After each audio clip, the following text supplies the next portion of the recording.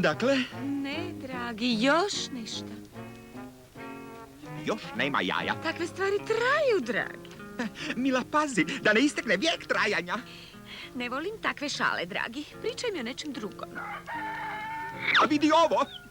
Pazi samo kakvu obitelj ima onaj tamo. A ja koji strepim i dršćem, čeznem, žudim, ja ništa. Opusti se, dragi. Znaš i sam, svaki je početak težak. Znači, to bi jaje trebalo težiti 4 kile. Slušaj, dragi. Što? Jaje? Ne, ali iznenada me obuzela strahovito jaka želja. Za čim? Sladoledom, kolačima? Ne, obuzela me želja za jednom sočnom pčelom. O, batak ili karabatak? U čemu je razlika? Pa ona mora da se šali. Golema je razlika između pčelinjeg batka i karabatka. Svejedno, to je dobar znak. Krećem s mjesta. Vraćam se odmah.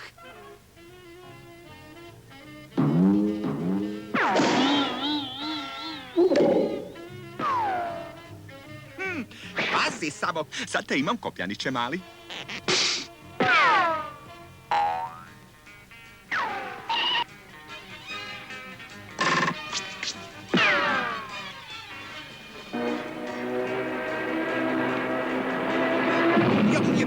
Jaj!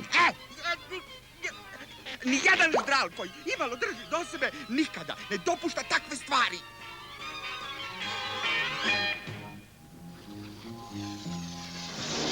Zdravo, smijoljupci! Evo vašeg prijatelja Eustahija Brzića, najbrže zmije na ovome svijetu. Čini mi se da patimo da vitaminoze. A upravo stiže obrok vitamina. Krećem s mjesta prema svom obroku. Pažnja! Čuvaj glavu! Ovo je jednosmjerna ulica. Lijepa dobrodošlica, nema što. Nešto me podsjeća da je vrijeme jelu, a eto i mog toplog obroka. Sklanjaj se hitno! Prolaz za pčelu i za mene! To je sad ovo? Tu gologa pčela, tko je daje, pokazat ću mu ja.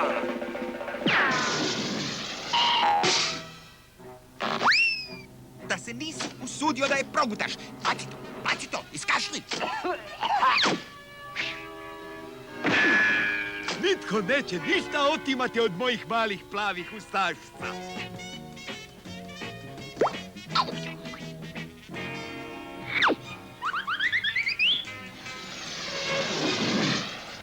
Stani malo, braco! Ovo već postaje nepodnošljivo. Dobro, a sada ovako bome kako kome.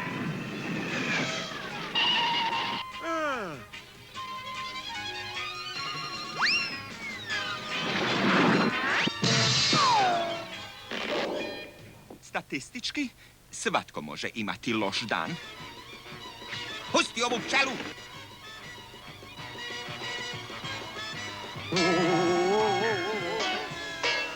Nije mi uspio dobaciti rukavicu. Onda što kažete? Ipak mu je uspjelo.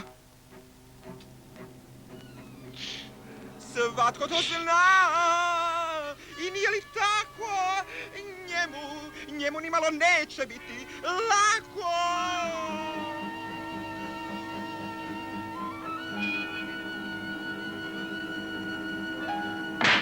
Danas je vrlo važan estetski izgled proizvoda. Ipak važan je i sadržaj, ne?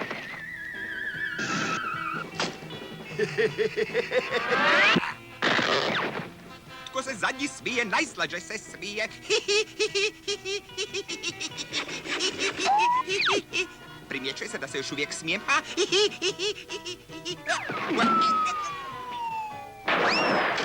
Kad je ždral dobro opremljen, ništa mu ne može pokvariti raspoloženje. Pa da utrošimo malo papra na ovog Eustahija.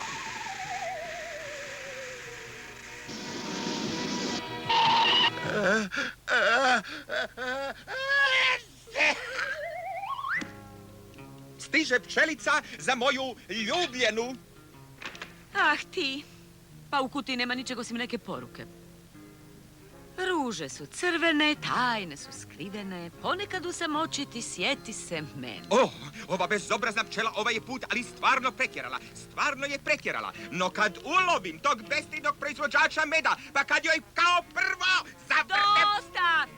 Sasvim je prošla moja strašna želja za pčelama. Ne želiš valjda reći? Pogledaj, postao si ocem.